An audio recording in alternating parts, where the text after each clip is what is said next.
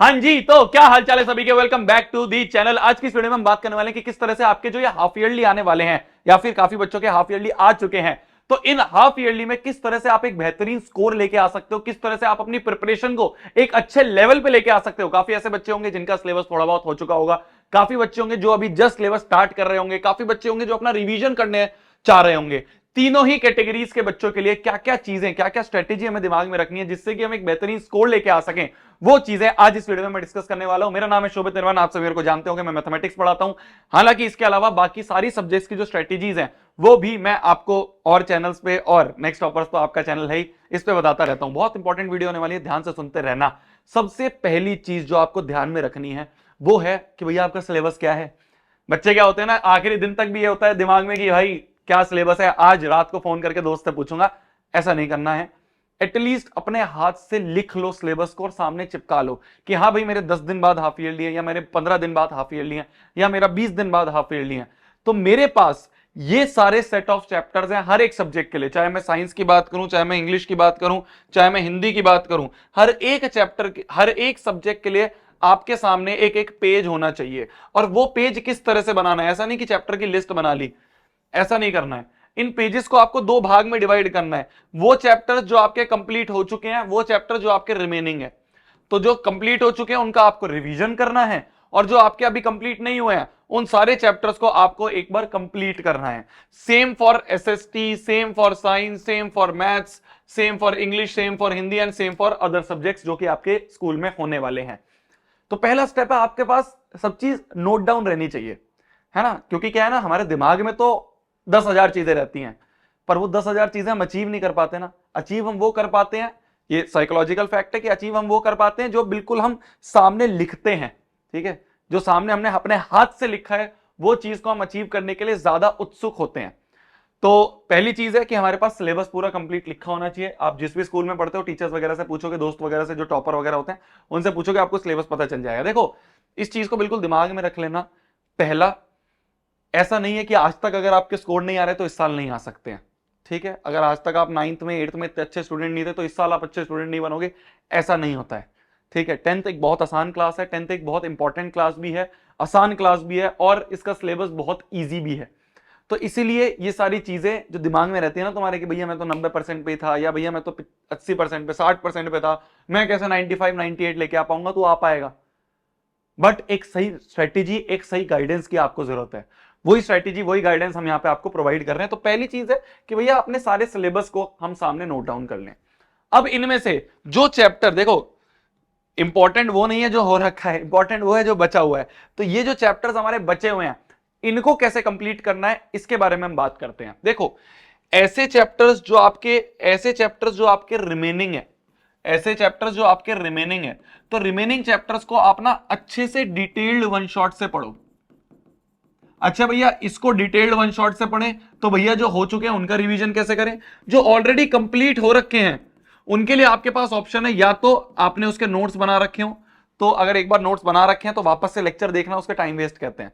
तो एक बार अगर नोट्स बना रखे हैं तो उन्हीं नोट्स को रिवाइज कर लो।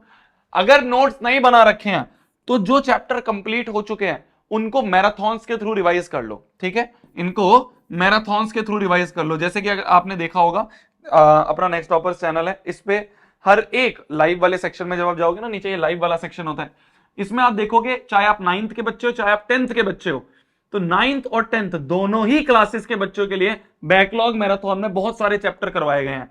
चाहे आप बात करो एसएसटी की, तो ये एसएसटी के 10th की हो गई, मैथ्स के 10th की हो गई, या आपके साइंस के 10th की हो गई। फिर से SST class 9th, science class 9th, maths class 9th। तो बहुत सारे चैप्टर्स हैं जो कि आपके मैराथन्स के थ्रू कवर करवा रखे हैं। इससे आपको फायदा यह मिलेगा कि आपका क्रिस्प तरीके से सिर्फ वो चीजें जो कि एग्जाम पॉइंट ऑफ व्यू से इंपॉर्टेंट है रिवाइज हो जाएंगी, क्योंकि हमने यहां पे वही चीज पढ़ाई है। यहां पे हमने इटे डिटेल्ड नहीं पढ़ाया है, हमने वो पढ़ाया जो एग्जाम पॉइंट ऑफ व्यू से जरूरत है। और हाफ ईयरली तुम्हारा एक एग्जाम ही है, तो एग्जाम पॉइंट ऑफ व्यू से जरूरत है, वो आप इन मैराथन से दे सकते हो। दी बेस्ट मैराथन है यूट्यूब पे, आप जाके खुद देखोगे, फील करोगे जब आप पढ़ोगे। क्लियर है। तो ऐसे चैप्टर्स जो आपके कंप्लीट हो रखे हैं, या तो उनको नोट से या फिर उनको मैराथन से या फिर दोनों के मिक्सचर से भी आप उनको रिवाइज कर सकते हो। ऐसे चैप्टर जो आपके अभी बचे हुए हैं, है ना, या फिर ऐसे चैप्टर हैं जो आपके अभी थोड़े उसमें आप कॉन्फिडेंट नहीं हो, उनके लिए आप डिटेल्ड वन शॉट पे जाओ। ठीक है। मैथ्स की वन शॉट आपके चाहे 9th की बात करूं तो शोभित निर्वाण 9th पे डली हुई है, लिंक नीचे मिल जाएगा। मैथ्स बाय शोभित निर्वाण में क्लास 10th का डाला हुआ है, ये मैथ्स की बात हो गई। सिमिलरली एसएसटी के लिए दिगराज सर के चैनल पे आप जाओगे, वहां पे सब डला हुआ है 9th 10th के लिए। प्रशांत भैया के चैनल पे जाओगे, साइंस का पूरा डला हुआ है। इंग्लिश हिंदी की बात करें तो यहाँ पे हमने जब मैराथॉन्स ली थी आपके सीनियर्स के लिए, वो मैराथॉन्स में हमने पूरा सिलेबस करवा रखा है, तो वहां से आप इंग्लिश हिंदी भी कर सकते हो, आईटी भी कर सकते हो। ये सारी चीजें क्या है ना, ये सारी चीजें आपको काम आएगी आपके वो चैप्टर्स करने में जो कि आपके रिमेनिंग है। ठीक है मेरी जान, इतना समझ में आ गया। अब भैया इसके अलावा प्रैक्टिस कैसे करें? देखो जो चैप्टर आपने कंप्लीट कर रखे हैं, इनकी आपने एनसीईआरटी करी होगी, हो सकता है आप आरएम बैच में हो तो आपने आरएम बैच में जब पढ़ा होगा, तो हम ऑब्वियस सी बात है हम बैचेस में इतने सारे क्वेश्चन कराते हैं। ट्रिग्नोमेट्री में हमने 50-60 क्वेश्चन कर रखे हैं, अभी क्वाड्रेटिक इक्वेशन चल रहा था उसमें इतने सारे भारी भारी क्वेश्चन कर रखे हैं। तो अगर तुम आरएम बैच वाले बच्चे हो तो आरएम बैच में तो हमने ऑलरेडी ये सारी चीज करवा रखी है, या अगर तुम अभी ज्वाइन करने वाले हो आरएम बैच को तो उसमें तुम्हें वो सारी के सारे क्वेश्चंस वगैरह पूरा का पूरा क्वेश्चन बैंक मिल जाएगा। प्लस अगर तुमने नहीं कर रखा है बैच ज्वाइन, कोई दिक्कत नहीं है। सबसे पहली प्रायोरिटी जो है मेरी जान, सबसे पहली प्रायोरिटी होनी चाहिए एनसीईआरटी। ठीक है, मैथ्स की अगर मैं बात करूं तो एनसीईआरटी के क्वेश्चंस, साइंस एसएसटी की बात करूं, थ्योरी सब्जेक्ट्स की बात करूं तो एनसीईआरटी के इनलाइन आपको समझना पड़ेगा। जैसे दिगराज सर आपको क्लास में पढ़ाते हैं ना, बैच में आरंभ में पढ़ाते हैं ना कि लाइन बाय लाइन बिल्कुल एनसीईआरटी से पढ़ाते हैं, उस तरीके से आपको करना पड़ेगा, क्योंकि वहां से उठ के सवाल आते हैं। ठीक है मेरी जान, तो वन शॉट से क्या होगा, वन शॉट से आपको उस चैप्टर का ओवरव्यू हो जाएगा। हो गया। अब ओवरव्यू होने के बाद आप एनसीईआरटी से उस चैप्टर की प्रैक्टिस कर पाओगे, चाहे एक्सरसाइज के क्वेश्चंस हो गए, चाहे वो इन टेक्स्ट वाले क्वेश्चंस हो गए, ये हो गया।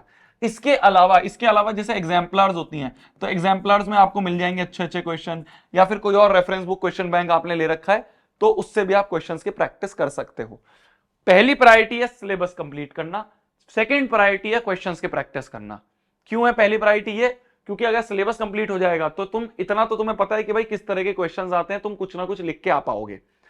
दूसरी चीज जो इंपॉर्टेंट है वो ये है कि हाफ ईयरली के नंबर ऐसा इतने इंपॉर्टेंट नहीं होते हैं, तो इसलिए इसको बिल्कुल ही ज्यादा टेंशन में मत लेना। ये मत सोचना कि रात भर बैठ के पढ़ने पलट रहे हैं और भाई साहब हमने कुछ भी कर करके जल्दी से जुगाड़ करके कुछ कुछ चैप्टर समझ लिए, फिर उसमें कंफ्यूज हो गए बाद में। ऐसा मत करना, जितना मैक्सिमम आप पे हो पाए, जितने मैक्सिमम चैप्टर्स आप पे हो पाए उतना करके आ जाना। ये नंबर आपके ऐसा चित्ते कहीं जुड़ते नहीं है। अभी तक हमने अच्छी तैयारी नहीं करी, कोई बात नहीं, अब आगे अच्छी तैयारी करनी है। ठीक है, ऐसे बच्चे जो हैं जिन्होंने ऑलरेडी सब चीज कवर कर रखी है, बहुत बढ़िया, तुम तो जाके अपना हाफ ईयरली अच्छे से फोड़ के आओ। ऐसे बच्चे जो अभी तक इतने सीरियस नहीं थे, ऐसे बच्चे जो कि ये सोच रहे थे कि चलो यार आराम से शुरू करेंगे, अभी भी टाइम है, अभी भी स्टार्ट कर सकते हो। अभी तक अगर तुमने कुछ भी करा है कोई बात नहीं, अब आगे से थोड़ा सीरियस हो जाओ, क्योंकि अब इसके बाद तुम्हारे प्री बोर्ड्स आने वाले हैं। प्री बोर्ड्स के नंबर मैटर करेंगे, क्योंकि उसके बेसिस में आपको स्ट्रीम्स वगैरह मिलती हैं क्लास 11th की, है ना।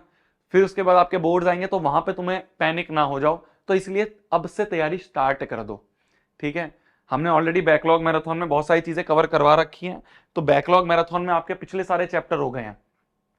जैसे जिसको नहीं पता है मैं थोड़ा सा बस ओवरव्यू दे देता हूं। आरएम बैच है जो कि इंडिया का सबसे बेस्ट बैच है क्लास 9 10th के लिए, तो उसमें वो अप्रैल से स्टार्ट हो गया था, तो अप्रैल से अब तक जितने चैप्टर हैं वो तो हमने मैराथन में कवर करवा दिए, और इस मैराथन के बाद वाले जो चैप्टर हैं वो आरएम 2.0 में ऑलरेडी हम करवा रहे हैं लाइव क्लासेस के दौरान। तो अगर अभी भी तुम्हें लग रहा है कि भैया यार मैं अब भी स्टार्ट करना चाह रहा हूं और मैं चाह रहा हूं कि किसी तरीके से मैं अपना सिलेबस को अच्छे से कर पाऊं, एक डिटेल्ड तरीके से कर पाऊं, बहुत सारे क्वेश्चंस प्रैक्टिस कर पाऊं, बेस्ट टीचर से पढ़ पाऊं, तो तुम 2.0 में अभी भी एनरोल कर सकते हो। टाइम अभी भी नहीं गया है। नॉर्मल तुम्हें बस नेक्स्ट टॉपर्स ऐप डाउनलोड करना है, अपने क्लास 9th या क्लास 10th पे जाके परचेज करना है, रेगुलर क्लासेस होती हैं, फोड़ सकते हो।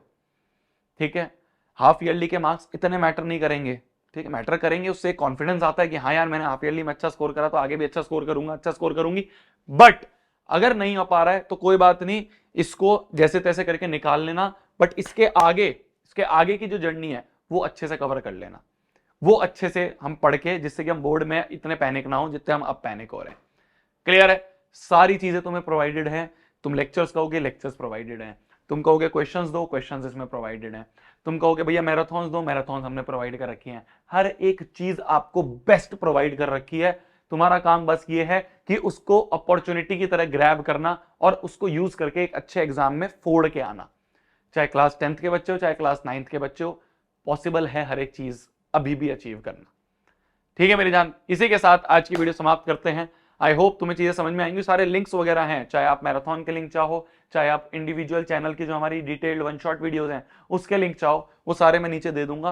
पहला काम है सिलेबस लिख लो। सिलेबस लिखने के बाद जैसे जैसे जैसे जैसे आपके चैप्टर्स कंप्लीट होते जा रहे हैं उन चैप्टर्स को काटते रहो कि भाई ये हो गया, ये हो गया, ये हो गया, ये हो गया। क्लियर है मेरी जान? इससे क्या होगा, कॉन्फिडेंस आएगा कि हाँ यार मेरे चैप्टर्स कंप्लीट हो रहे हैं। तब तक के लिए भाई पढ़ना है, फोड़ना है, कहर मचा देना, आग लगा देना। मेरी तरफ से कोई और चाहिए हो, हमारी तरफ से कुछ और चीज चाहिए तो बताना। आरएम 2.0 लाइव है, उसको भी तुम नीचे जाके डिस्क्रिप्शन में चेक कर सकते हो। ऐप डाउनलोड करो या वेबसाइट से जाओ, लॉगिन करो, वो तुम्हें पता ही है यार। अब तुम हमसे ज्यादा समझदार हो इन सब चीजों में। मिलते हैं बैच में, मिलते हैं क्लास में। All the very best for your half yearly, all the very best for your mid term exams. फोड़ के आओ, बोर्ड में भी फोड़ेंगे। पूरे साल आपके साथ नेक्स्ट टॉपर्स है, शुरू में नहीं, बीच में नहीं, एंड तक, आखिरी पेपर तक आपके साथ नेक्स्ट टॉपर्स खड़ा है। तो बिल्कुल टेंशन नहीं लेनी है, फोड़ के आओगे तुम। इस बार क्लास 10th का एग्जाम तुम्हारी लाइफ का सबसे बेस्ट एग्जाम होगा, ये हमारी गारंटी है, नेक्स्ट टॉपर्स की गारंटी है। मिलते हैं इसी तरह की एक और वीडियो में। Bye bye, good night, take care. खाना खा लो आप भी, मैं भी खाना खा लेता हूं। Bye bye.